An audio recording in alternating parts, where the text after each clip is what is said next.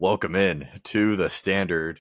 It is Joey and Jack, and lots of things to talk about, lots of content, lots of happenings. We'll start with our Pittsburgh Steelers, of course, because we have to. We're contractually obligated to.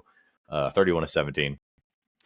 They drop one to the Seattle Seahawks, and when I say drop one, complete and total failure. I can't sugarcoat it. The offense was atrocious. The defense was atrocious, and the special teams was they stole the show. They did steal the show. We'll get into the special teams in a little bit, I think, but we'll start with the most pressing matter, which is the fact that the defense still can't stop the run. We talked about how last week, maybe one of those weird week one games. No, this is becoming a very apparent issue with this defense. They cannot stop the run. We did get a more healthy dose of Y.A. Black instead of Keanu Benton, which I was really looking forward to. And it didn't really seem to make all that much of a difference. The outside runs for the Seahawks worked very well. And Kenneth Walker over 100 yards rushing. That's hilarious.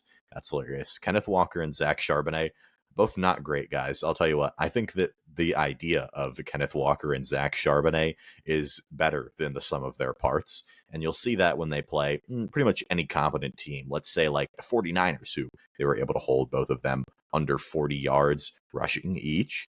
But the defense still can't stop the run. And that's a big part of why they lost today. And again, Derek Harmon didn't play in this one. So if you want to look at it with a glass half full perspective, you can say, hey, Derek Harmon's going to come and make this a lot better. I don't know. I don't know that this gets any better. It doesn't feel good. I'll tell you that. The Steelers, not to make excuses, because I don't like to do that, especially when they play as bad as they do, but they were down 6 starters on defense, and it was apparent. You could tell. We gave up a rushing touchdown to Kenneth Walker on 3rd and goal from the 19-yard line. That is not something that should ever happen. It was bad all around. There was nobody outside of Jalen Ramsey on defense that I could specifically point out and say, wow, he played well. Really bad all around. Again, you said you can look at a glass half full when Derek Harmon comes back. It's probably going to be better. I agree. It probably will be better. And when all these other 5 guys come back, probably going to be better too. But it was just unacceptable all around. I don't want to rag on the defense too much because of how bad the offense and special teams were too. And usually in a game, you don't want to mention the special teams in the same breath as the defense and offense because it's usually not as important. But in this game, because of a certain individual, it was. A certain individual we won't name. We won't even mention it. It's not worth mentioning. It's just so incredibly stupid that it's really not even worth a discussion. There's nothing you can even say about it. But I will say this about the Steelers defense, and it's that a lot of Steelers fans, are on social media, they're talking about, Terrell Austin, he's awful. He needs to get fired. I can't believe he's still employed. Why did we bring him back? And let me tell you what, I hear you, and I agree with you to an extent. But if you think for a second that it is not Mike Tomlin's defense, that it is not Mike Tomlin calling the shots with all the personnel, that it is not Mike Tomlin really going and having the game plan at the end of the day and deciding what they're going to do, you're naive and you're just flat out wrong. This is Mike Tomlin's defense, and it is $158 million they are paying, and they can't stop the run. 2 weeks in a row, they've given up 100 yards rushing to a running back. Guys, it's not good. It's not getting better anytime soon. You can be mad at Terrell Austin, and that's fine, but you also need to be mad at Mike Tomlin, because let me tell you what, on all levels, it is failing. They gave up over 30 points to the Jets, who just got absolutely mollywopped by the Bills today. The Seahawks did not look good offensively against the 49ers. Neither of those offenses, I think, that the Steelers have played so far are particularly good. And this is supposed to be an elite defense. Actually, it's supposed to be the best defense in the entire league. That's what you're paying. Again, $158 million, and they cannot stop the run. It's unacceptable. And I hear you with Terrell Austin, but at the end of the day, if he gets fired, nothing will change. It's going to be the same shit year in and year out with the defense. It was so feeble on so many levels. Feeble. I agree. Feeble. I agree with you in the sense that what does Terrell Austin really even do? I mean, it's hard to rag on him too much because it's probably not his fault, because he's probably not the one either calling the plays or drawing up the schemes or whatnot. It's Mike Tomlin's defense.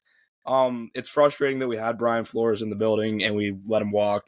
and he's had some pretty damn good defense, or his defense with the Vikings has been very, very good. So I think Mike Tomlin's ego probably got in the way there. I'm not trying to, I'm not trying to take shots at Coach T or anything, but I think he trusts his defense a little bit too much. I think Brian Flores is probably better at that job, or better fit for that job than Mike Tomlin, and just let him go for nothing, which I thought was incredibly dumb. So yeah, the Steelers are definitely relying too much on their defense, and that's just a bad idea when team building in today's NFL. I'll say this. Aaron Rodgers, all right, let me say it like this. Expecting Aaron Rodgers to be able to carry your team at his ripe age of 41 is just a bad idea in general. And I love Aaron Rodgers more than anybody. I love that he's a Pittsburgh Steeler. I don't even think he played particularly bad today. He was far and away from the biggest issue on this football team today. But guys, what do you expect him to do? I mean, he gets the ball back in the fourth quarter, you're down 2 scores, and none of it is his fault. Literally. Like quite literally none of it. The first interception that Aaron Rodgers threw, if Calvin Austin didn't get his grubby little hands on it, would have been a touchdown to Pat Freiermuth, another $48 million to Freiermuth. But things could have gone a lot differently for the offense today, and they could have gotten some more help from the defense that they're paying, again, $158 million to, and they didn't get it today. I don't know how you can blame Aaron Rodgers for anything. If you're trying to blame Aaron Rodgers, there's just no reason to. There is really only so much that he can do, and I really think that he played fine today. I mean, I think it's fair to say that he is far from the biggest, or was far from the biggest issue today. I would 100% agree with that, but I also think it's fair to say that he didn't play very well. I mean, I don't think, again, far from the biggest problem, I don't think anybody on the football field outside of maybe Jalen Ramsey played particularly well today. Bad, but like you said, probably hard to expect. How old's Rodgers now? 41? 41. 41 years old. Shouldn't be expecting him to carry the offense, especially when your defense is getting paid as much money as it is. They were down a lot of starters. I mean, obviously that sucks. It's going to hurt the defense, but they still had guys out there, and they still had a competent defense out there on paper. So should have gotten more help from that side of the ball.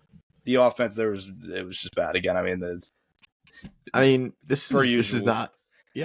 is not Aaron Rodgers' job, guys. He should not have to go out and put 30 points on the board every single game. Again, by design, that's why you're paying the defense so much money, because you are expecting, hey, we're not going to give up 30 points a game. We're going to win with our defense. We're going to control the clock with a running game that really seems non-existent for the Steelers at this point. I'll be completely honest. Jalen Warren played an awesome game today. He had more yards himself than the rest of the Steelers offense combined. Had that 65-yard catch and run that was awesome.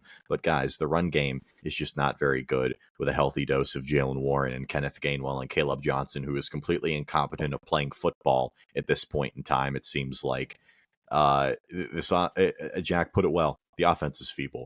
And again, not Aaron Rodgers' fault. I truly don't know what more you could expect him to do with the situations that he's been given in the first 2 weeks. Again, I think we put maybe a little bit too much stock in the fact that, man, he threw 4 touchdowns. That's awesome. What if he just does that every game?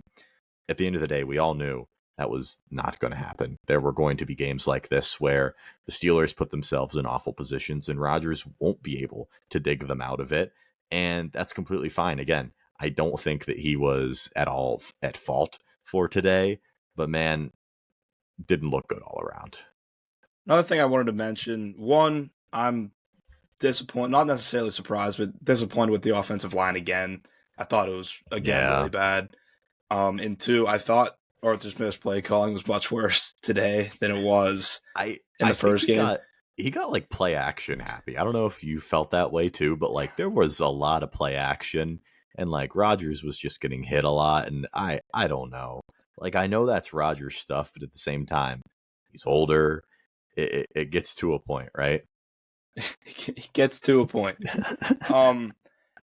Yeah, if I have to watch another inside handoff on 2nd and 10, I am going to go legitimately insane. We act like our run game. We call plays like our run game is good. To be fair, pass game is not incredible. It was, to put it bluntly, it was bad today. But I think you can trust the passing game more than you can the running game going forward. we put up one of the like all-time worst run blocking performances in terms of O-line week 1. It was a little bit better today, but still nothing to write home about. And the Steelers want to act like they have too much confidence in their players' ability sometimes. And I think that kind of gets into the head of Arthur Smith when you're going inside handoffs on 2nd and 10 like we're the fucking Lions or something and know how to run the football, and we just don't. We just don't, and you should accept it. I don't know. I really, really question what the direction is with the offense, but particularly the run game, because we all know the Steelers want to control the clock. They want to have a nice run game. They want to win with defense, all that good stuff. What is the plan? Because these numbers are not getting any better anytime soon. Jalen Warren, 14 carries, 48 yards, 3.4 yards a carry. Kenneth Gainwell, 5 carries, 20 yards, 4.0 yards a carry. And Caleb Johnson had 1 carry for 1 yard. He did? Why do I not remember that? I don't. It got overshadowed by something else he did. It's on the tip of my tongue. I can't remember exactly what he did. Maybe you'll have to remind me. But guys, in all seriousness, what is the plan with the run game? This is not getting better anytime soon. I know me and Jack have long stated that if Jalen Warren is your RB1, you are in a world of trouble. And the Steelers did make moves to try and be like, hey, we think this Caleb Johnson guy is going to be able to, take some reps. Kenneth Gainwell, we like him too. Man, I love Jalen Warren, and he was the best player on the team today. But my goodness, the run not game sure is what the plan absolutely is with the run game, to be honest with you. Yeah. This is one of my favorite parts of every post game. It's just the box score rundown, and you just see how feeble it really is on paper. Not that it wasn't visible through actually watching the game, but it really is bad when you look at it. I thought Jalen Warren played maybe his best career game as a Steeler, and he averaged 3.4 yards a carry. So I think I don't want to say like it's not on the running backs, because I don't think the running back room is like particularly good. But dude, our run blocking is so bad. It is so bad. And at some point, like, there's really not much you can even do. Like, I thought there were a couple times today where Jalen Warren had like really nice like 1 or 2 yard runs because he was just getting stuffed in the backfield and actually had to do something.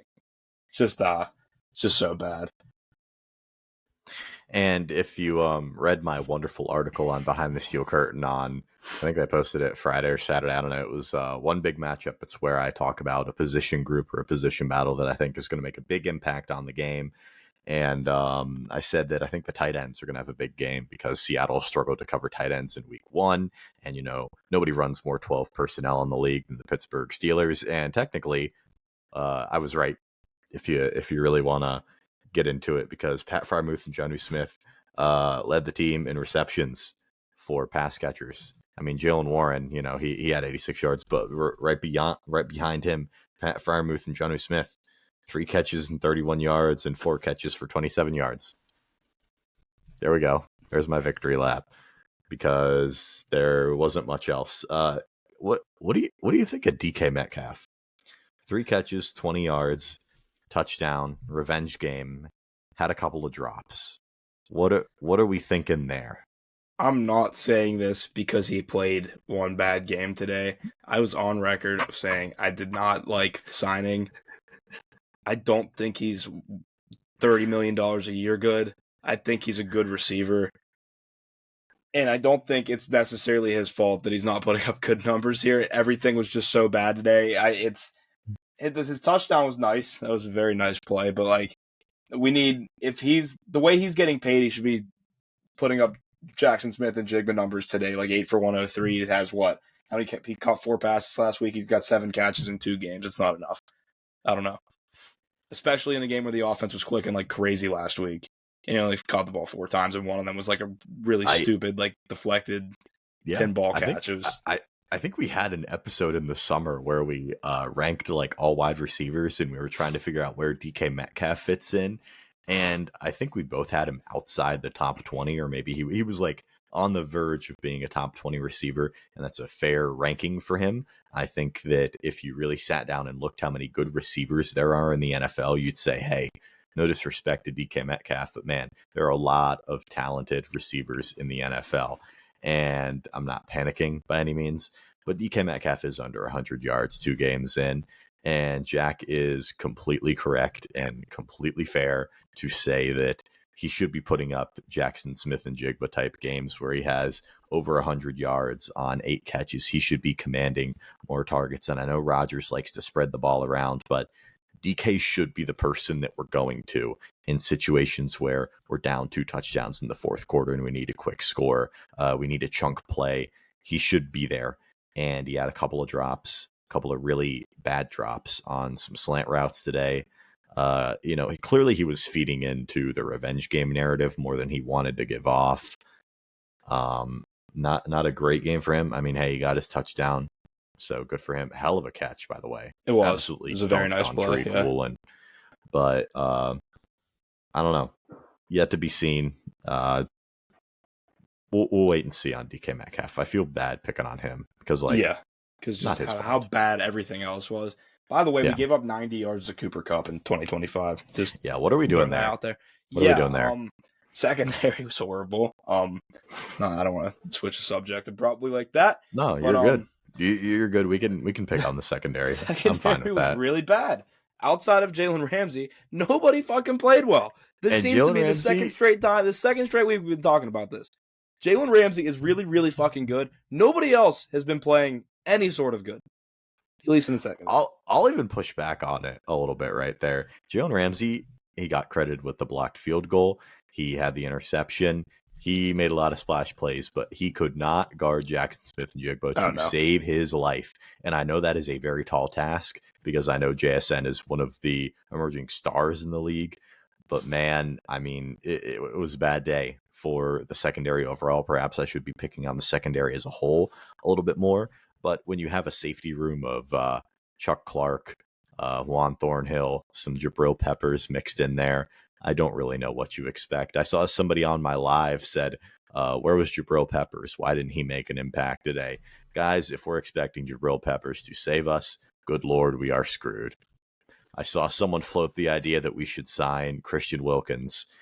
Guys, if they spend another dime on defense, I am going to lose my mind. I'm at my wit's end. I'm watching the highest paid defense in the league, giving up 30 points a week consistently now. Once is a fluke, twice is a pattern. 2 weeks in a row, over 30 points given up. If they spend another dime on defense, I'm going to lose my mind. There's only so much you can do. They can give them $13 billion at this point. It wouldn't matter. They still wouldn't be able to stop the fucking run. It wouldn't be able to. Did you know that TJ Watt is doing the 6-7 challenge, Jack? Did you hear this? He has what that means. TJ Watt is doing the 6-7 challenge. He has 6 games without a sack, going on 7. Oh yeah, I'm sure it'll get to 7 too. I'm very confident in positive. that. I'm positive. $41 million. $41 million. I wanted to mention, Jabril Peppers did not appear in the box score, but he did jump on the ball in the end zone after the Seahawks already scored a touchdown. Team MVP today, Jabril Peppers. It's the little things that you don't see in the box score, guys. It's the little things. You mentioned it. Should we talk about it? Yeah, I guess. You go. You go. The thing is, like, it was such a vital part of the game, but it really is just so dumb that there's really nothing you can even say about it. Like you said, we were talking about this a little bit before we started recording. People were defending Caleb Johnson because of they changed the rules on kickoffs or something. And if he's returning a kick, I don't care if he's 8 years old. It doesn't matter to me. He's in the fucking National Football League and he is returning kicks. You have to know the rules. And it's been like that always. A kick has always been a live ball. If you can recover an onside kick like that, why the fuck would you not be able to do it on a normal kickoff? The Bills scored a touchdown like this like 7 years ago. Maybe, I don't know. I'm making the timeline up, but I know against the Jets, they just kicked the ball in the end zone. The Jets just didn't pick it up. It's the same thing. That's always been a rule. I don't care. There's literally no defense for it. It's so stupid. I was in the stands. I think I was calling for him to be cut. I mean, maybe that's a little bit rash, but like, dude, he could not have had a worse start to his Steelers career in like any capacity. It is just terrible. So bad. I think this speaks volumes about Caleb Johnson. And I said it last week, but There were a lot of Steelers beat writers. If you read anything that they were putting out during training camp, particularly, I like to point out Brooke Pryor. She had a radio interview on WDVE, I believe, back in early August it was, saying that Caleb Johnson just flat out is not as good as Jaylen Warren right now. And it was after that first preseason game where Caleb Johnson did not look good. Guys, Caleb Johnson, there's a reason that he's not on the field right now. He's not good. He's not as good as Jaylen Warren. He hasn't been throughout camp. He hasn't shown anything that the Steelers are like, hey, he should be taking reps from Jaylen Warren. Hell, they haven't even seen enough to be saying he should be taking reps from Kenneth Gainwell at this point.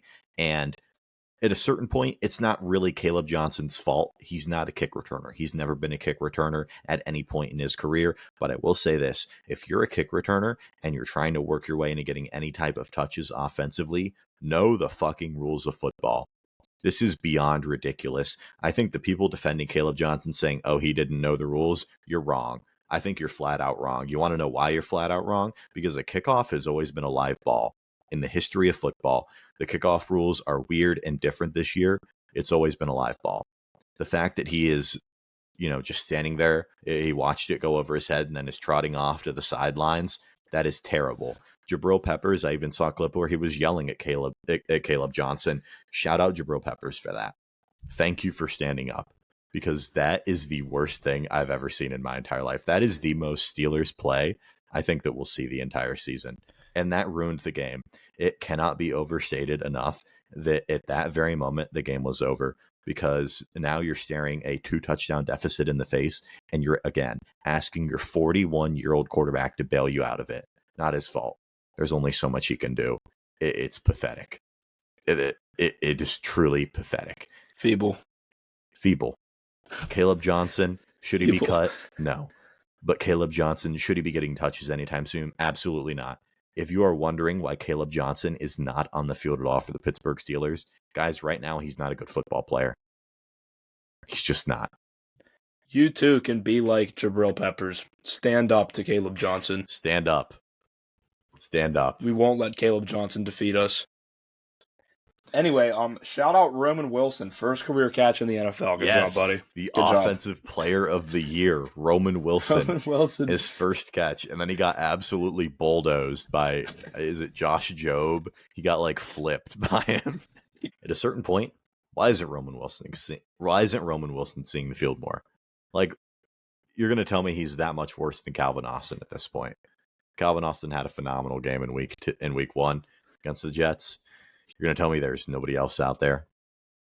Who else are we throwing out there? Ben Skoranek, Scotty Miller. Johnny Smith and Pat Fryermuth have to be on the field at the same time. They have to. They have to. Guys, they have to be on the field. You don't understand.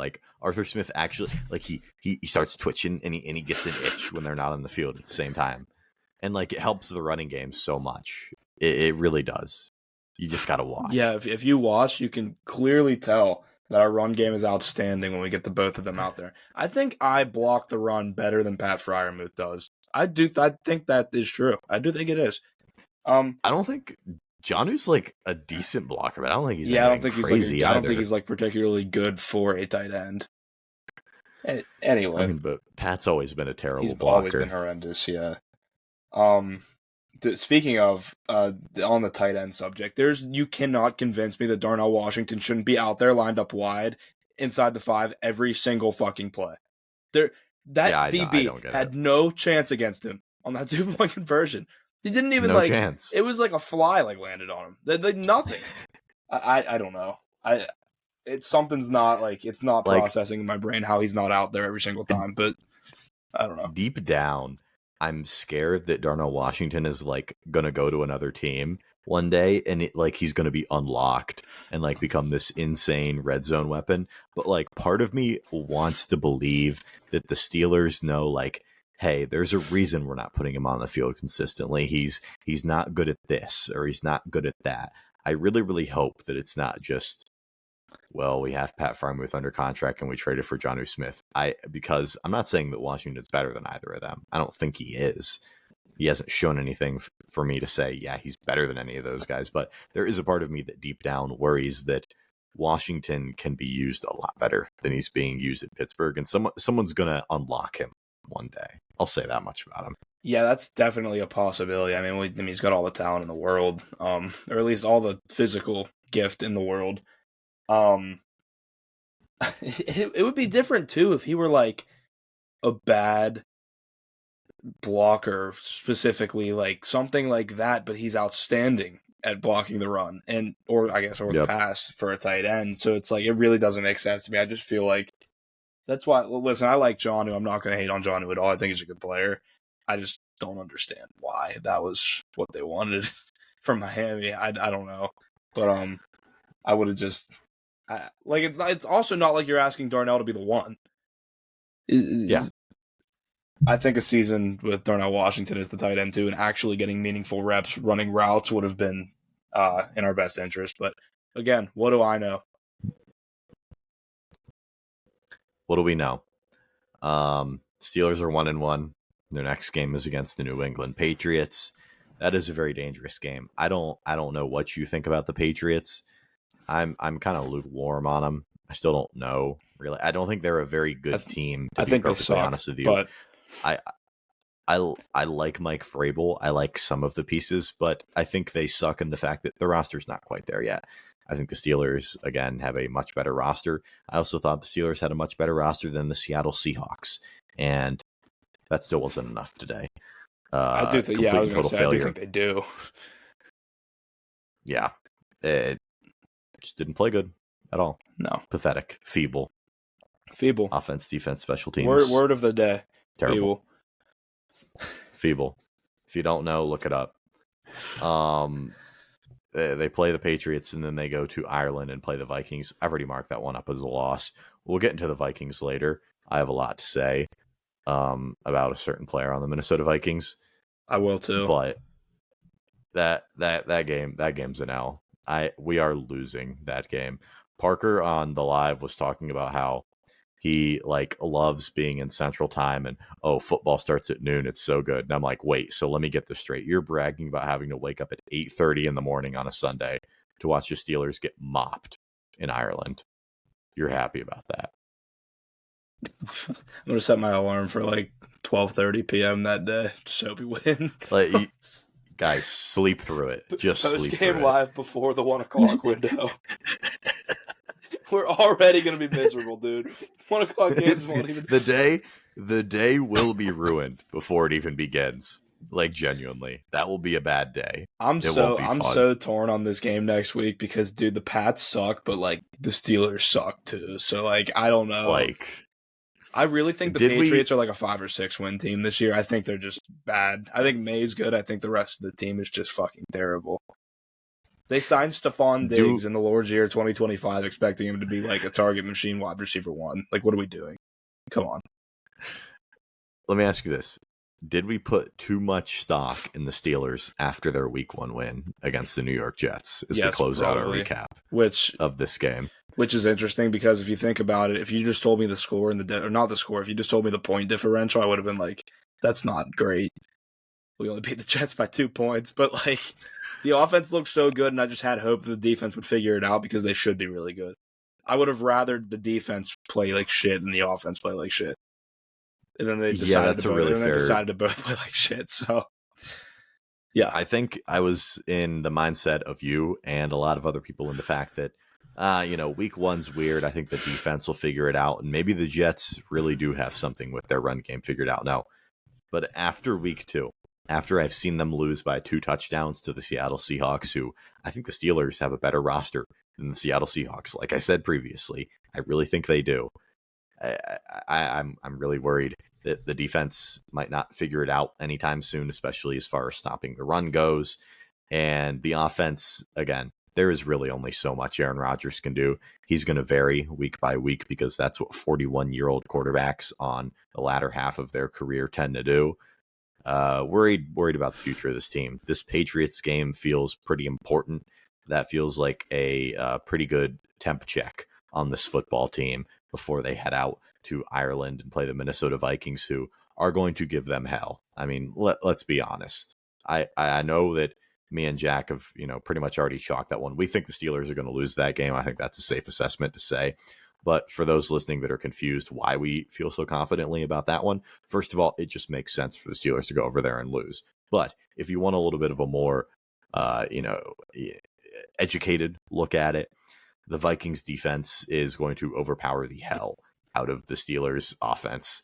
The Steelers are going to have trouble running like they always do. They're going to have trouble passing because Brian Flores is going to throw some exotic fucking coverages and blitzes at us. And the Vikings offense, I know I called out Jalen Ramsey for not being able to cover JSN. Imagine what Jefferson's going to do to him, man. And Jordan Addison's going to be back at that time. Yeah, so you're going to have about that. Yeah, wonderful. Just great. Just great. Yeah, Darius Slay is awful. I'm not going to lie. I've already given up hope. He is washed. Anyways. I feel like he's been low-key washed for like a couple years now. He wasn't. You were pretty big in favor of the signing, weren't you? I mean, I was too. I'm not saying this like I didn't mind it. I think that I was kind of like, for $10 million, I don't feel like you can go wrong. Even if he is washed, like, yeah. He had I think his not 2024 season, his 2023 season with Philadelphia was not good at all, and people wanted him cut. But I think that he was pretty decent down the stretch for Philadelphia. He was pretty good in that playoff run too. So I felt like for $10 million, you really couldn't go wrong. This was long before they even got Ramsey, because you finally have someone to pair with JPJ, who didn't play this game because of an injury, obviously. I liked the idea of a JPJ and Darius Slay corner room. Obviously, that's a little bit funny to say right now, but imagine. I liked the idea of it in my head. Did sound good, and I don't know that I've lost all hope for Darius Slay, but it's been rough going the first couple of weeks. Yeah. If if we didn't trade for Ramsey, our corner one this game would have been Darius Slay. So if you think what JSN did to Jalen Ramsey was bad, just imagine what would have happened if Darius Slay was out there chasing him around for 4 straight quarters. Not good. So yeah, it is what it is. It's the Steelers. They also have a 94 overall defense in Madden, which means they're good. So it's fine. They are good. That must mean they are good. TJ Watt hasn't recorded a sack in 6 games. Not good. Not great. Cam Hayward made a play today. Shout out. He did. Yes. That was. He did. Made a big first play. One of the year for big old Cam. They're gonna help him feed his family now because of that play. So, congrats, Cam. Steelers lose 31-17 to the Seattle Seahawks in embarrassing fashion. At home. 2 touchdown loss, home opener. Hopefully better days ahead. I pray to God. But we'll move on. We'll talk about all of the other games that went on in the NFL. We'll start off. Bengals beat the Jaguars 31-27. Not quite sure how they did it, to be perfectly honest with you, because Joe Burrow got hurt, and Joe Burrow is likely out 3 months with turf toe and several torn ligaments in his foot, and that will, in all likelihood, end his season. And that in turn ends the Bengals season. Jake Browning played this game. He had a couple touchdowns, but he also threw 3 interceptions. The fact that the Jaguars didn't win this game actually kind of funny, to be perfectly honest with you. It didn't play good, but got the job done. Bengals 2-0 for the first time in God knows how long, several years at least, but they lose their star quarterback again. Joe Burrow continues to continually get injured behind that offensive line, and that's their Achilles heel right there. That's the season right there. You can pack it up for the Cincinnati Bengals, unfortunately. But yeah, tough break. The Jaguars' leading receiver in this game was Parker Washington. I just want to throw that out there. They drafted Travis Hunter. That's a choice. With second overall pick. Yeah. They don't give him the ball nearly enough. They really don't. I don't get the easing him in shit. I hate easing in rookies. Just throw him in. If you spent the second overall pick on him, I'm giving him fucking 20 targets a game. I don't care. The quarterbacks in this game combined for 5 touchdowns and 5 picks. It's just the most 1 o'clock Bengals-Jaguars game of all time. This is one I didn't watch because I was at the game, unfortunately. Tough break there. But Jamar Chase, very good. Defense is non-existent. That was kind of predictable, though. I mean, actually, kind of, because they picked off 5 passes, but outside of that, I think those might have been the only stops in the entire game. So, and yeah, fuck the Bengals. Yeah, the Bengals again 2-0, but the season's lost at this point. Not looking good for the rest of the year. Really, really tough break for them. I don't really have much more to say about this one. I'm baffled at how the Bengals won this game and the Jaguars didn't. But we'll move on. If you really hated your day as a Pittsburgh Steelers fan, like myself and Jack, you got bonus coverage of the Cowboys and Giants game right after this, and you saw Russell Wilson and George Pickens trade touchdowns within 45 seconds of each other. Terrible. I mean, ruined my day, genuinely. I was told George Pickens was part of the issue, and that he'd fail. He'd fail in Dallas, and everybody victory lapping after he had 30 yards in Philadelphia. Oh, he sucks. The Steelers wide receiver curse. And he goes out and he has, what do you have today? 90 yards and a touchdown. Good Pickens, 5 for 68 and 1. Hey, that's good. That's a great stat line. It's a good game. It is a good game. We could have used a 5 for 68 and 1 today. I would kill for a 568 and 1. That'd be nice. This game was ridiculous. I was actually watching this on Red Zone, like as I was like trying to find our car after the game in the city of Pittsburgh. I was stranded. That's a story for another day. So the Cowboys took the lead with the Pickens touchdown with like how much time on the clock? Like 40 seconds or something. Yeah. And then the Giants scored in like 15 seconds. And then Russell Wilson moonball to Malik Neighbors. Is so good. Also, Wan'Dale Robinson Dynasty talk. If you want to skip, we're talking for like 30 seconds. So just hit the button twice to skip 15 seconds each time. Is Malik Neighbors the Dynasty wide receiver 1? I'm still gonna say no. I'd still take Chase. And I think Neighbors and Puka are close too. I don't know. Yeah, Puka's so good. Oh my god, he was going too low this year again. He was. He's a target machine. Right. Anyway, okay. Enough of that. Dynasty talk over. Shut Thank you for listening. Nobody cares. Don't quit talking about Dynasty. Anyways, yeah, this game was ridiculous. Brandon Aubrey had a 64-yarder sent it to overtime. There were 41 points scored in the fourth quarter. Is a lot. It was a fun game. I mean, this game was on crack. It was awesome. It was everything that you could want. It was, Russell Wilson saying, "I still got it." 450 yards and 3 touchdowns, and the announcers kept saying, "This is the best game Russell Wilson has had in years. He's turning back the clock. This is wonderful." Russell Wilson had a game where he played out of his mind. In fact, had a very similar stat line against the Bengals last season that I'm sure Steelers fans remember, where he had 430 yards and 3 touchdowns. This one he had 450 yards and 3 touchdowns. Russ played phenomenal regardless today, but I think people are quick to forget Russ definitely went through a phase in Pittsburgh where he looked really, really, really, really good. Just throwing the ball up, stretching the field, and that's kind of what the Giants needed. They were dead last in the league last year in throwing the ball downfield, and Russ, that's the only thing Russ is really good for at this point in his career. So kind of fit perfectly. And this game was awesome. Not one that many people expected to be a shootout, but man, it was a lot of fun to watch. And let me tell you what, Steelers fans out there apparently still like Russ. There's a group of them out there that really still think that Russ should be like the Steelers starter. Apparently, like the same Russell Wilson this is proven by of the events of tonight. This is, I mean, yeah, the same Russell Wilson that's a bottom 5 starter in the NFL right now. I think so. Like the same Russell Wilson that they signed and then went out of their way to trade back into the first round and draft a quarterback. The same Russell Wilson that the Steelers cast aside Well, you know why they casted him aside?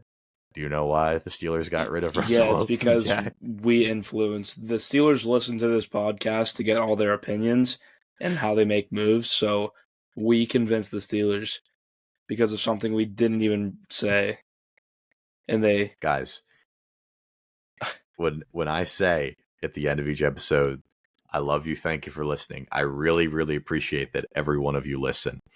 But I I I hope and I know that a lot of you watch the games and you form your own opinions, and hopefully you disagree with us. If you disagree with us on something, I want you to let us know, because that means that, we're doing something right or we're doing something wrong. I want the reaction from you guys. But my goodness, nothing infuriates me more. I'll even say it. Nothing infuriates me more than when people put words in my mouth. When people are like trying to dunk on me or something, like in a comment section, and like they say something that I said, and I know for a fact that like I didn't say that. Here's what we're talking about. Russell Wilson fan on Instagram. That's what we'll call him. I don't know what post this was under, but it was sent to Jack and I, and it was awesome. Reminder: Russ was willing to come back on a pay cut, but Pittsburgh shut the door in his face. Then I don't know what the reply was to this comment, but this person again commented and said, people like Steelers by Joey and Buck and Believe convinced the fan base it was solely his fault. Now, first of all, I'm incredibly flattered that you think that I have that much pull. I I really think that people don't look to me and say, oh, what this guy says is golden and it's all wonderful. If you do think that, hey, I really appreciate you. But man, I get stuff wrong. Everybody gets stuff wrong. But I know for a fact that I never once said this is all Russell Wilson's fault. Oh my God, this is terrible. It's all Russ. They need to cast him aside. It came down to this. Russell Wilson was good for a stretch with the Steelers. Correct. Was he ever the biggest issue whenever he had that big downfall with them? Probably not. The defense didn't play good. A lot of things really just didn't go his way. George Pickens got hurt and was not really the same when he came back from it. Didn't have a run game again. Wow, shocker. And the defense, um, was it ever Russ's fault? Not really. He wasn't ever the biggest issue, but do you really think that the Steelers wanted to bring him back after that? How could they spin that to the fan base? They benched Justin Fields, who I think Jack even, maybe I was alone, but I know a lot of people were like, I wouldn't be upset if they re-signed Fields for, 20 million a year. What's he making with the Jets? 20, 30 million 20. a year? I think it's 20. If they ran it back for a year and just ran with him, whatever, I wouldn't hate that. But I also liked Aaron Rodgers because Aaron Rodgers is a better quarterback than Russell Wilson. Always has been, always will be, especially even at this point in their careers. How much does that move the needle, really? Not much, but Rodgers was an upgrade. So I definitely advocated for that. Did I ever say that Russell Wilson was the main issue? No. And I hate when people try to put words in my mouth. But Jack and I, we convinced the entire fan base that it was Russell Wilson's fault. We. This did happen, and if you're listening to this, it's too late for you. You've already been pulled into Guys, the mindset that listen, we are controlling you, so sorry. But if you're over. listening to this podcast, you've already been hypnotized. Don't even worry. Don't even try to click off. It's over for you. You have been hypnotized. You will think exactly how we think, and we will preach the Steelers gospel to you. It is our fault that Russell Wilson is not on the football team anymore. Just ask him, and he will tell you. If you sat Russell Wilson down and you were like, "Hey, why aren't you on the Steelers anymore?" Joey and Jack, it's their fault. Yeah, that's what he would tell you. If you gave him truth serum, that's what he would tell you. They convinced the entire fan base that it was his fault. We did that. Apparently, yep. That's how it happens. I mean, the guy's right. It's our fault. It is. It's on us. Hand up accountability for me on that one. That's my bad. And when Russell Wilson gets benched in approximately not even a month, when he gets benched in 3 weeks, you can say, you know what, it's my fault. I ruined Russell Wilson's career. That's my bad. Yep. Everybody you can blame Joey. Yeah, he's forcing him into retirement as we speak. Don't forget to blame Jack too, because he was a huge part, and he convinced the fan base that he sucked. It was actually people like us too, not just us. People like us. Who is the people like? Who do we think that is? We have minions that we control that do it too. We are the Rothschild family of the Steelers. We own we the really entire are. city. We control everything. We own the Steelers. We are on the inside. This is actually being recorded in the basement of Acrisure Stadium right now. You guys don't even know. If you guys think this season is funny, holy shit! You just wait till see what we got going. We're cooking up for next year. Don't worry. I mean, we got some crazy shit cooking up. We make the script, so yeah, it's gonna be a fun one next year. Stick around, guys. I promise. It doesn't get better. It ain't getting any better. But yeah, Cowboys beat the Giants 40-37. Moving on. Lions 52, Bears 21. A lot of people are asking me, Joey, what is your panic meter on Caleb Williams? Let me say this: 0. Not worried. See, not worried. I think that's fair. I think if I'm a Bears fan, the panic meter on the Bears is a 10. They fucking suck. I'm sorry. The Bears are just ass. They are a disaster. They always will be. I don't know. I don't think there's anything that can save it. And for the love of God, can Colston Loveland play some fucking snaps, please? Why are you investing the 10th overall pick in this guy if you're going to let Cole Kmet get run over him? I don't care. Let him get acclimated by playing. You suck anyway. It's so stupid. It's so dumb. And I have a couple of takeaways from this game. One, I'm not completely out on the Bears because I think their schedule does get a lot easier. It's hard to have a tougher beginning to the season than the Chicago Bears did. They played the Vikings, who won 14 football games last year, and they played the Lions today, who won 15 football games last year. They played two really, really good division opponents who were just flat out better than them last year and are probably flat out better than them this year. And I think things get easier for the Bears as far as the schedule. They have, a couple cupcakes coming up. I know they play the Saints very, very soon, so that should be a win. But Caleb looked good in this one. I don't know how you come away from this one besides the bad interception and being like, hey, yeah, this Caleb guy, he's a bust. I don't know how you really come away from the first two games and say, yeah, it's that guy's fault. Guys, that Chicago Bears defense, in the last 5 quarters they've played, they have given up 70 points, over 70 points. Not good. Probably not good. Not good. I don't know. That's just not good whatsoever. I want to throw it out there that not that the Bears are any sort of competent as a football team, but how good does this make the Packers look? Oh yeah, that was my other takeaway. Oh my god. I don't think it can be, and we'll talk about the Packers more because they're at the bottom of our list to go over. I don't think it can be overstated how fucking dangerous the Packers are. Let's put this into perspective. The Lions never had a chance in that game. From the get-go, they never had a chance. And it felt that way on Thursday, too, with the Commanders. The Commanders never had a fucking chance. And this Lions team dropped 50 on the Bears. The same team that struggled to score against the Packers defense. The Packers, they might rival the Eagles. Seriously. That's how good they're playing right now. They are unbelievably good. I think that I'll just be on record and saying you can write this down. I think the Packers are better than the Eagles. I do. Whoa. I think the Eagles lost some key pieces and they're not the same team they were last year. They're still really, really good. I still think they're one of the 2 best teams in that conference. I think the Packers are the best team in the conference, though. This could very well age horribly, like some things I say do. I said the Saints were contenders last year after 2 weeks. I was wrong about that one. But I think this one, I'm confident in this one. I like the Packers. How do you ever trade Micah Parsons? I don't know. How do you do that? Remember, we were told that we shouldn't trade TJ Watt for Micah Parsons if that was an option. Just a hypothetical situation out there. Just off record, throw it out there. Would you trade Micah Parsons for TJ Watt straight up? We were told no. By the way.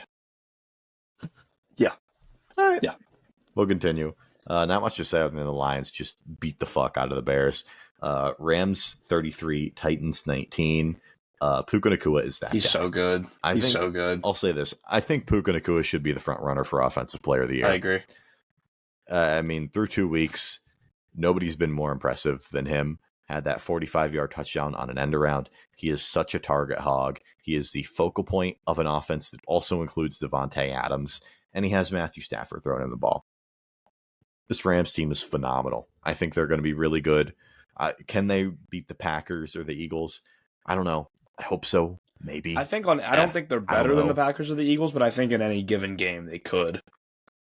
Like, I think if I'm the Packers or the Eagles, I would not want to draw the Rams in the playoffs. I mean, they were the team that almost beat the Eagles last year. Yeah, they were the team that came the closest out of anybody. They're very young, too. Besides, like, Devontae and Stafford, like, they have a lot of really young guys just all around, particularly on defense. They're just a really solid football team. The Titans, I just don't know about the Titans. I don't know. That's a weird one. They're a weird team. It's hard to tell. He feels like a dead man walking. If things get much worse, you're giving Dan Moore $50 million guaranteed, and he's been atrocious the first couple of weeks. Go figure.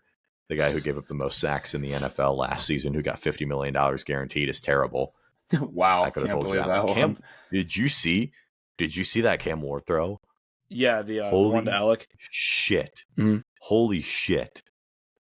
Yeah, that was a wow. Speaking of, too, Alec Iomanner's like pretty damn good too. Yeah, he's nice. We took Jack Sawyer. He was on the board when the Steelers took Jack Sawyer. I was just going to say that. Jack Sawyer actually didn't play bad today, but Jack Sawyer had a sack today. Shout out. First career. Shout out. Good job, Jack Sawyer. Rams beat the Titans.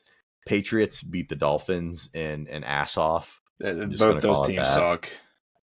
I mean, that was kind of my takeaway. It was like the Dolphins, we knew they sucked, but the fact that the Patriots really struggled with them, they suck. They suck. They really suck. They're not good. The Dolphins suck more. Don't get it twisted, but the Patriots suck. The Patriots really suck. If you're the Patriots, why are you only giving Travion Henderson 6 touches today? This is the theme of the podcast. Just let the fucking rookies play, dude. Like, who are we kidding with Ramondre Stevenson and Antonio Gibson? He was their leading receiver today. What are we doing? Like, why? Yeah. This is so bad. Just put them on the field and let them play. I don't get it. I just don't. What overall draft pick was Travion Henderson this year? Not much to say on that one. 38, I think. So you draft a guy 38th. You draft a running back, which is the position that's supposed to be the most slam dunk when you take a guy high. Take him 38th overall in the draft to give him the 4th most carries on the team. No, I want to say that because I know quarterback carries are impromptu and not designed most of the time, but Ramondre carried it 11 times, Drake May carried it 10 times, Antonio Gibson carried the ball 5 times, and Travion Henderson only carried it 3. And he caught 2 passes. So, like, I really don't get it. I mean, with a team who's a leading receiver, 2 leading receivers are Ramondre Stevenson and Austin Hooper, I suppose it's kind of easy to see, but, like, it's easy to see that they're bad, but at the same time, it's like these easy things that you just have no excuse for messing up. It's so dumb. Yeah. 49ers 26 over the Saints 21. Mac Jones, how about this stat line? 279 and 3 touchdowns for Mac Jones in the Kyle Shanahan offense. Feels like a match made in heaven. The Saints are bad, but they're feisty. I think I'll describe the Saints as feisty, at least for another week here, because they're like oddly scrappy and like not they bad. They kept it close with the Niners. Yeah. Like I don't get it. Like, there's no reason they should be good whatsoever. Dude, Kyle Shanahan can make anybody look good playing quarterback. It's crazy. I think he wants to make up more of a point because Kyle Shanahan, if you remember, he wanted to pick Mac Jones 4th overall in that draft where the Niners took Trey Lance. So he really wants to be like, hey, I told you we should have fucking picked Mac Jones, right? Respect Trey Lance, guys, by the way. Trey Lance never got a shot, and that really sucks. It does. I don't know how he got into the 49ers recap, but Trey Lance, Niners are 2-0. Also, Alvin Kamara Alvin Kamara is like, it's just like really good. It's weird because of how bad that offense is, how he just manages to be so efficient every year and still taking like still touching the ball 27 times in games. It's like it's impressive. Anyway, just need to It give really my Alvin is. Kamara I shout mean, out. consistent in fantasy, obviously. And, year after year, even with like those really bad offensive lines, and the Saints offensive line, not great, but it's looking up. I'd say that. Alvin Kamara, year after year. Bills 30, Jets 10. This is the game where I'm like, damn, we really beat the Jets because Chris Boswell hit a 60-yard field goal on the road. I mean, the Jets came back down to earth. They looked so bad. They looked so bad. Justin Fields looked awful. Like, this is I'm so glad the Jets fans have seen the full Justin Fields experience. And as a guy who advocated, like, hey, if we wanted to run with Fields for a year, wouldn't be mad at it at all. But you just don't know what you're going to get. I think he finished the game with 29 passing yards. He left the game early. He has a concussion. I don't know if that's been officially reported or anything yet, but he left the game and didn't return. So I'm assuming that Justin Fields has a concussion and is in the protocol. Dude, he completed and the Bills 3 are passes. just good. Josh Allen didn't have to do shit. Yeah, Josh Allen didn't have to do shit today. No. Which he should be allowed a week off after that shit he pulled last week. I think that's a great segue into the next game. That being Ravens-Browns, because tough day for the Derrick Henry carries the Ravens offense crowd.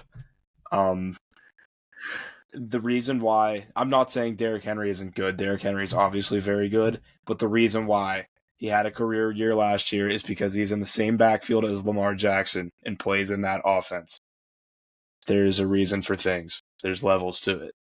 People don't understand how much of an impact this guy makes.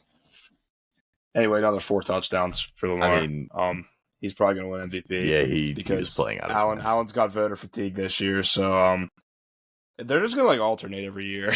It's like Lamar's going to win it this year. Allen's going to win it next year. What would it take for someone like Herbert to dethrone one of them and get an MVP? I would say 15 wins and really good. He's obviously just not naturally not going to put up the same numbers that those other 2 guys are going to. So it would take a ridiculous season from the Chargers, I would say. Yeah, I wonder what the MVP. Not much really to say about this one except Lamar played out of his mind. Devontae Walker had 2 touchdowns, 2 catches and 2 touchdowns. How you know it's bad. The Browns are pathetic, but we all knew this. Judkins played well. They're still owing. Judkins, he did play, and he played well. Averaged 6 yards a carry. Steelers could use a guy like him. He was going way too low in fantasy drafts because he wasn't technically entirely too low. But yep. And Broncos 28, Colts 29. Let me tell you, this game made me very, very happy. The Broncos, they choked this one. They literally had it won. For those of you that didn't see, Colts lined up for a 60-yard field goal to win the game. It was off, didn't even have a chance, and there's a flag on the field leveraging 15-yard penalty. So they give this guy that could make a 60-yarder a 45 one, and it's right down the middle. Unbelievable. Dude, the funniest part about that was how fucking terrible the attempt from 60 yards was. He left it probably 6 yards short, and it was way right. It was just fucking horrible. I don't know how this guy's employed after that. Listen, I know he stepped up and hit the game winner after that, but oh my God. If the attempt's going to look that bad from 60 yards, this guy should not be kicking in the NFL. There's just no way. There's no way.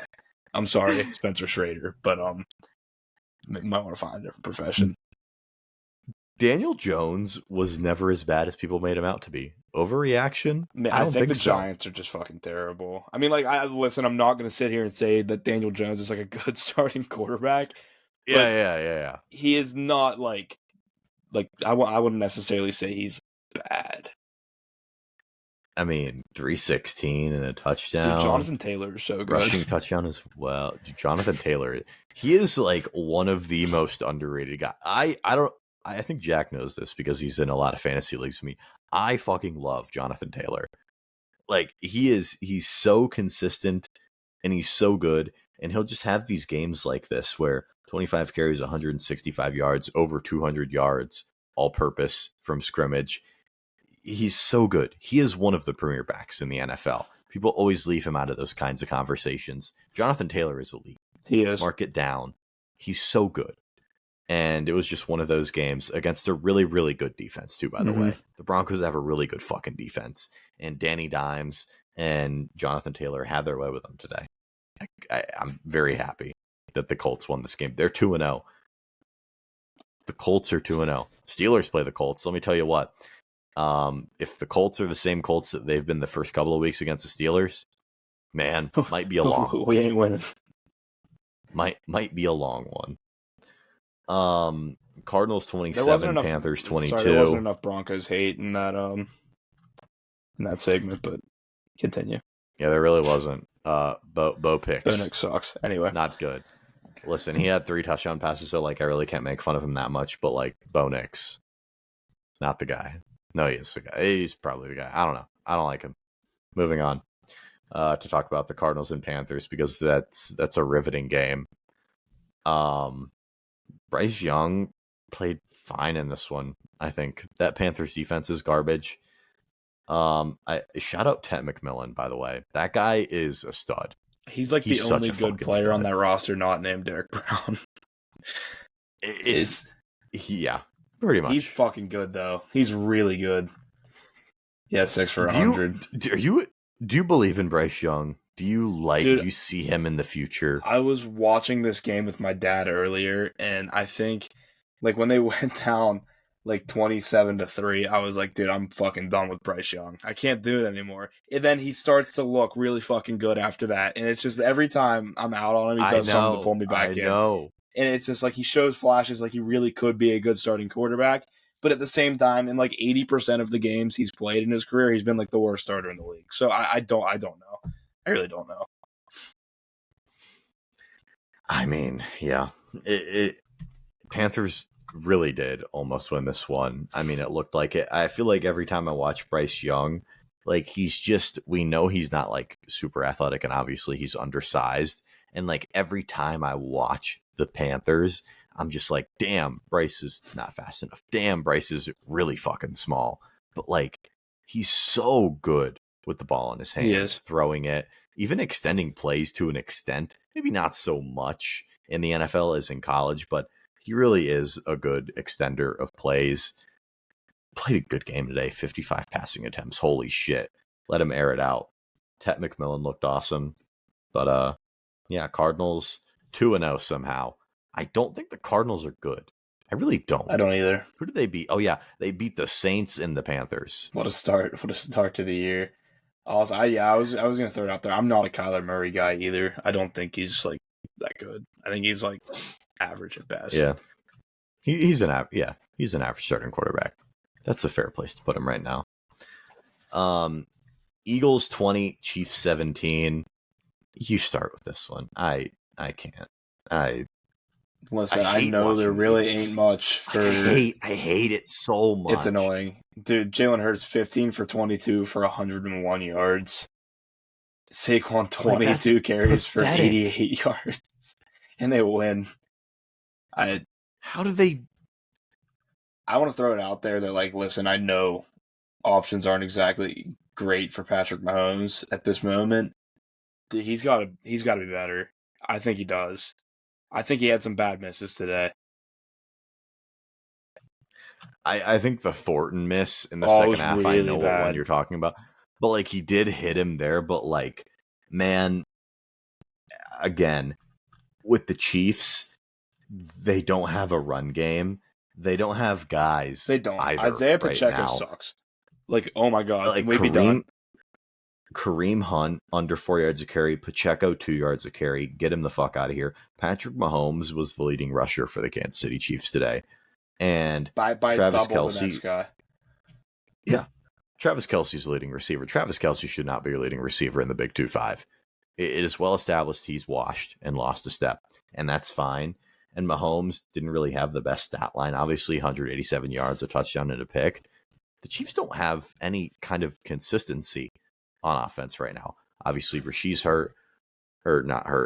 is suspended. and Xavier Worthy is hurt. But man, I mean, I don't know what you can reasonably expect Mahomes to do. I guess I'll disagree with you as far as like Mahomes has to be better. He's out there throwing to geriatric Travis Kelce, who's focused on Taylor Swift. Tyquan Thornton, who's a Patriots wide receiver reject. Look up how good the Patriots are at drafting wide receivers. Hollywood Brown is just not good at this point in time. Juju Smith-Schuster, are we still doing that gimmick in 2025? Juju's him. He's throwing the bums. I agree. I agree with that. I am aware that he's throwing the bombs. I just think if you're widely considered the best quarterback in the NFL by like almost everybody, I think in a game like this specifically too, I just think 16 for 29 for 187, a touchdown and a pick's just not good enough. I think if they wanted to win that game, you just had to play better. Because listen, the thing is, you're not expecting these other guys to play better. You can reasonably expect Patrick Mahomes to play better and make something happen to try to win this game. Kelce did drop the pick or drop the touchdown that led to a pick in the end zone, so like that was not on Mahomes. But like, I just feel like we haven't been seeing. I feel like the Chiefs at the same time need to let him sling it more. I think they're trying too heavily to rely on the run. Like, I don't think they should be running the ball 26 times. I don't. No, especially not with Pacheco and Kareem Hunt taking carries. Maybe let the boy Brashard Smith get some Eagles. Yeah, no. Like it's bad. And the Eagles are so frustrating to watch. Like they're going to win like 14, 15 games, and they're going to probably get the 1 or 2 seed, depending on how good the Packers are. But I can't stand to watch Jalen Hurts. He had like 27 passing yards, I think it was, entering the fourth. It's pathetic. I can't stand it. And there's no beating it. There's no beating it. Here we go. The Sunday night game. Falcons 22, Vikings 6. This game sucked. Let's be honest. It was not a fun game. Didn't get a touchdown until like 2 minutes left. After 2 games of JJ McCarthy, I have a take. I think JJ McCarthy's an industry plant. I think he's an industry plant. Listen, he played awful in that Monday night game against Chicago. He played really fucking bad. Fourth quarter, played good. He played awful in the first 3 quarters, but I think his fourth quarter was so good that you can't say he played awful. He played bad in that game. Overall, bad game from JJ McCarthy. He wins NFC Offensive Player of the Week. Are we serious? He wins NFC Offensive Player of the Week for what? He was fucking atrocious for 3 straight quarters. And he goes out there. The Bears, we've established you're not a good football team at this moment in time. He entered a system that won 14 games last year with Sam Darnold. And he has 1 good quarter, wins NFC Offensive Player of the Week. All right, whatever. Give him Sunday Night Football. I'm so glad he stunk it up. You're a hater. Jack, you're not going to like this one. You know who JJ McCarthy really, really reminds me of? What are you going to say, like Kenny Pickett or something? He reminds me of 8-Ball. He really, really does. Just the way that, like, he really has to put, like, his entire body in the throw. I really think it is the throwing motion. He has to, like, put his entire body in every throw. Just watch him. Just watch it really closely next time, and you'll be like, man, I see what that Joey guy is thinking with JJ McCarthy. And when McCarthy doesn't have 10 seconds in the pocket, or he doesn't have streaking Justin Jefferson with 10 yards separation, man, he looks really human. Let me tell you what. Absolutely awful performance tonight against the Atlanta Falcons. The industry couldn't save him tonight. Listen, tonight he was bad. Yes. He's also the youngest starting quarterback in football. And if I'm the Vikings, I would not be panicking like whatsoever.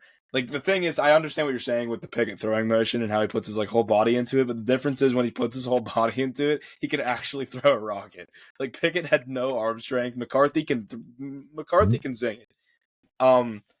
His arm talent is far clear of Pickett's. He'll make some very good throws, and like at other times you'll be like, holy shit, what is he doing? But like I think that is to be expected from a quarterback that's 22 years old.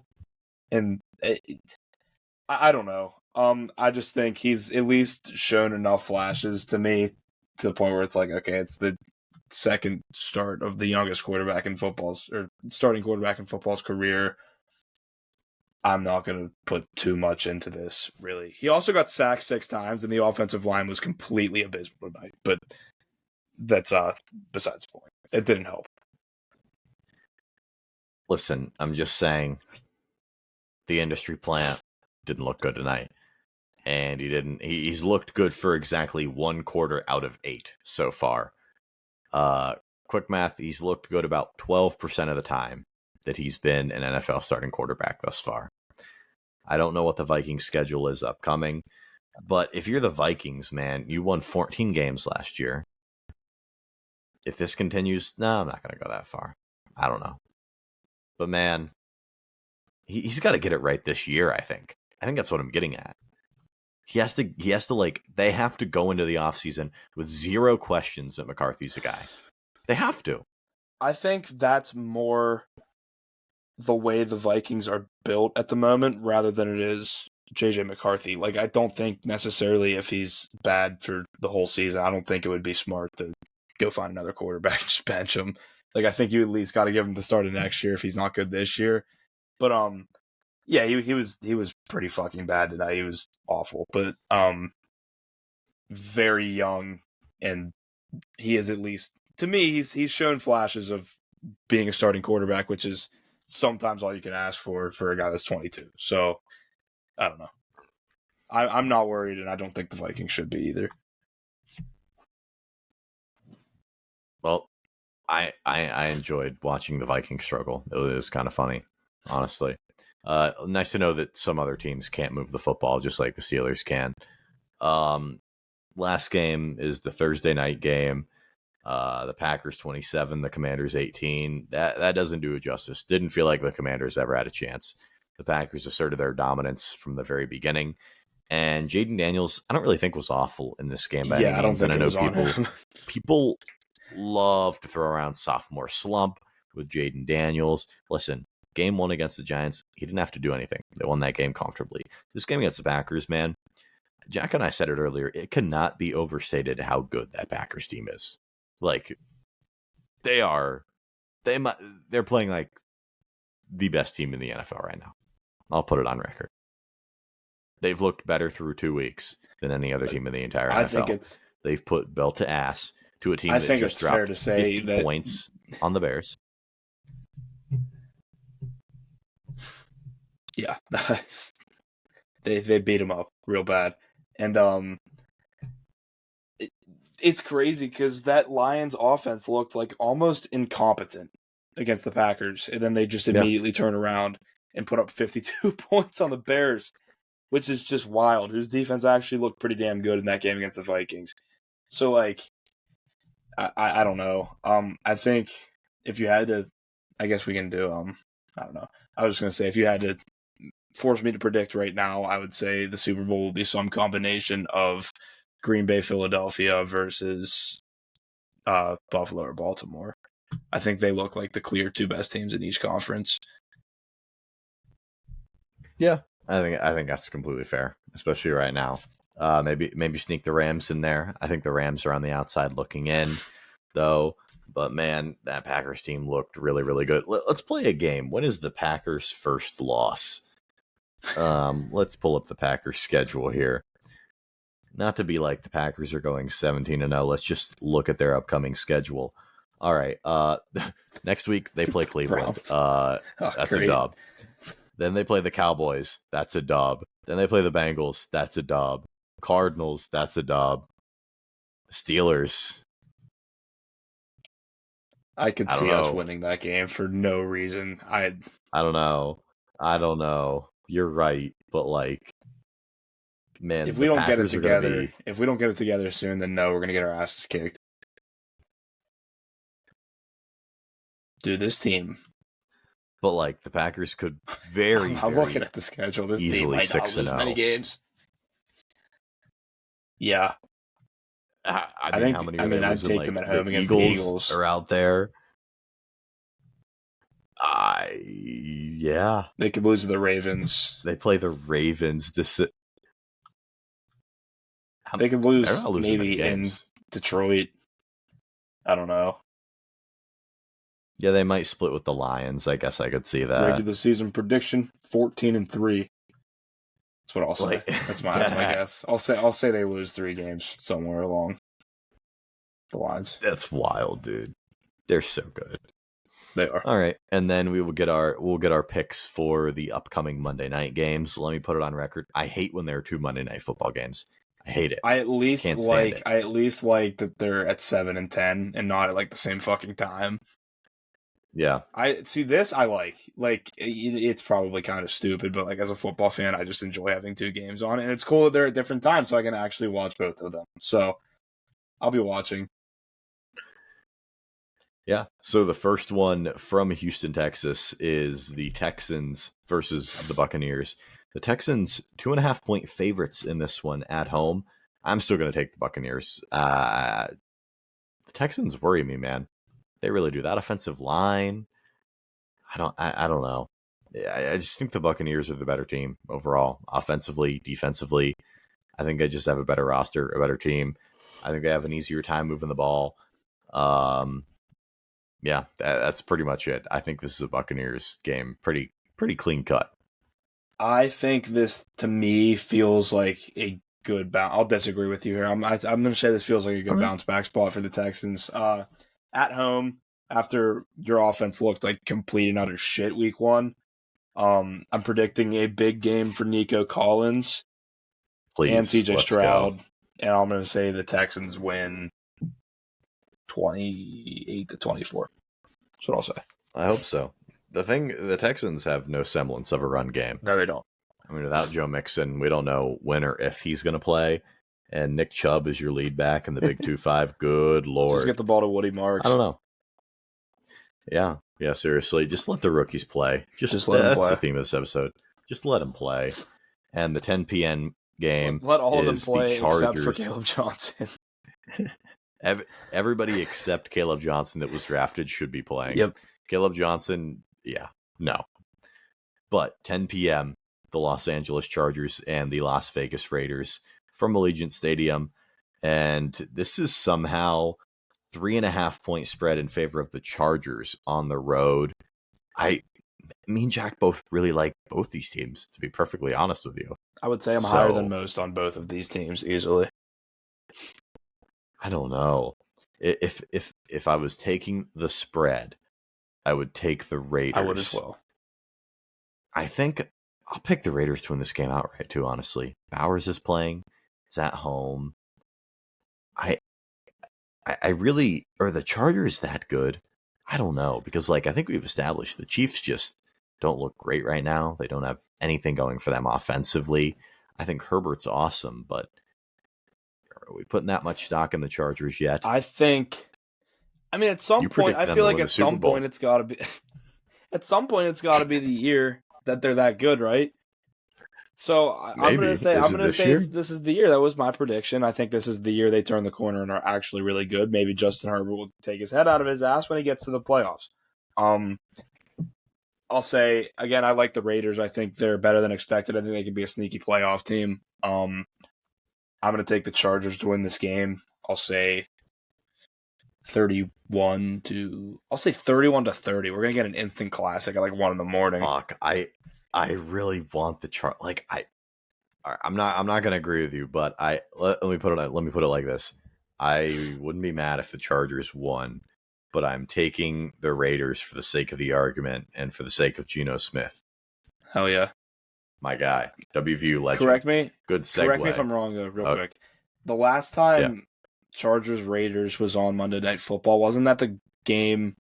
No, actually, I think I'm wrong. I think that was Raiders Chiefs. Never mind. Carry on. I know it was that. The game where there were 3 penalties in the end zone, and then they scored a touchdown at the buzzer to win. The Raiders. Oh yeah, that was Monday night. I don't know why I thought it was. Or was that Thursday night? I don't know. That's a good question. Anyway. Thursday night used to be on NFL Network. Anyway, regardless. Speaking of WVU legends, good segue into the backyard brawl.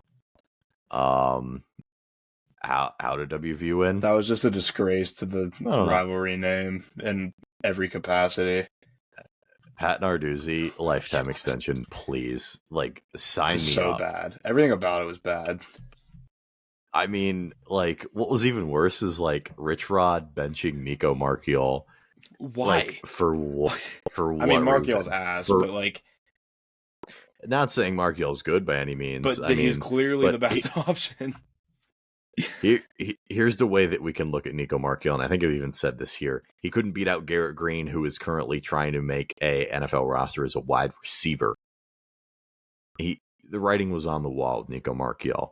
But is he better than Scotty Fox? Absolutely. Why are you benching him for Scotty Fox? So we can throw 2 picks and then you just put Marchiol It was right back in. two like the worst picks picks you'll ever see too. Like they're really bad. Neither team deserved to win this game, to be perfectly honest with you. Neither team. WVU just got lucky. Right place, right time. Rich Rod gets his win. Congratulations. That might be one of the only 4 or 5 games they win all year. I would bet that they don't get the 5 wins. Like, I'm not just saying this because I'm salty. Like, I just think both those teams are really bad. I mean, as a WVU guy, you might be right. Let's all right. WVU schedule. Here we go. Nobody cares about the backyard brawl. Nobody cares about WVU. Talk about the Steelers. Guys, you guys are hypnotized. We're literally mind controlling you right now. We decide what you care about. You don't get a choice. Just ask anybody in the Instagram comments section. All right. Next weekend, the Mountaineers play Kansas. Where's the game? I don't think it matters. I think Kansas wins. Then they play Utah. That's an L as well. BYU. That's probably an L. UCF. They suck. Give them a win. We're at 3. TCU, they're losing. Yeah. Houston's like not bad. Good God. They're probably losing that one. Colorado, I think they could beat. Colorado's not Colorado's a disaster. Yeah. Arizona State, they're getting fucking mopped, and Texas Tech, they're getting mopped. So that's like we're at maybe 4 right now. I think like you can probably assume that maybe they'll win one they shouldn't, and probably like lose one they shouldn't. So yeah, we'll do the same with Pitt. Louisville.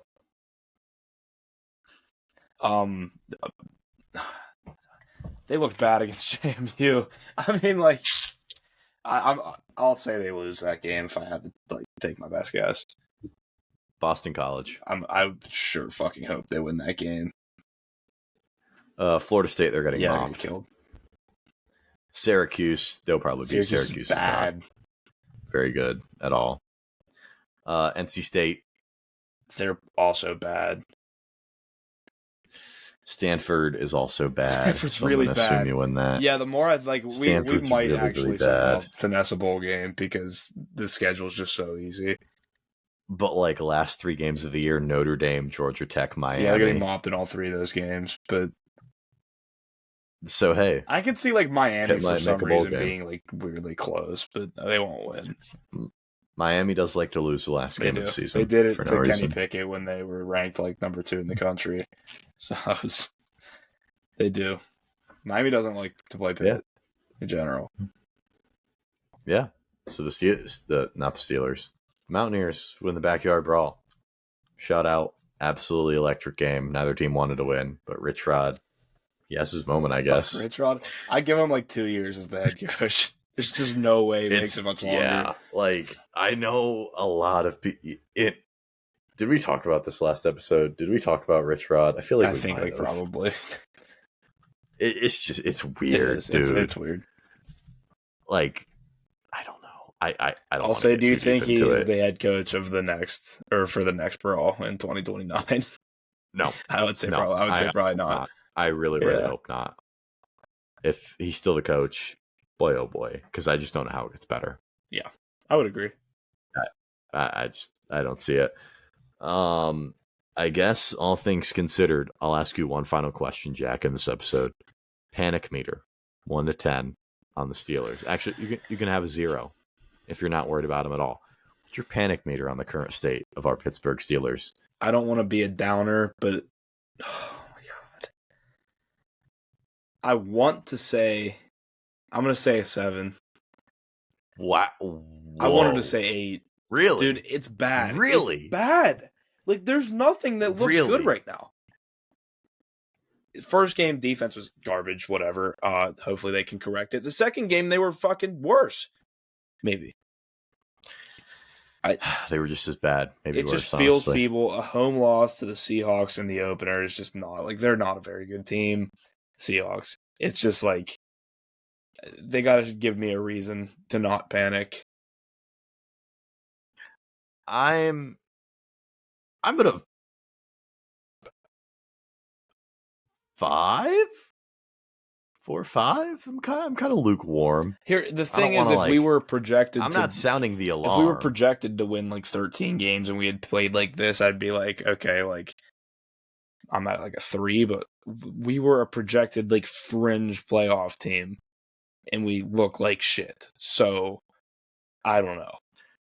I still have like an unreasonable amount of faith that like the defense is gonna turn it around, right? Yeah, like they're too talented that's the to thing, not is that turn they it are around. that, like, on paper they're that good that like it would be ridiculous if they didn't.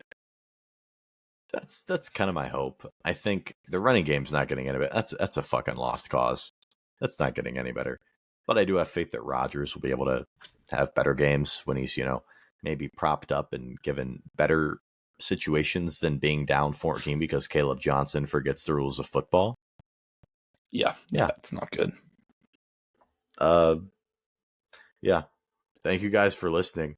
As always, a lot of fun breaking down our Steelers and everything going around in the NFL. We'll be back same time next week, same place, right here on the Standard.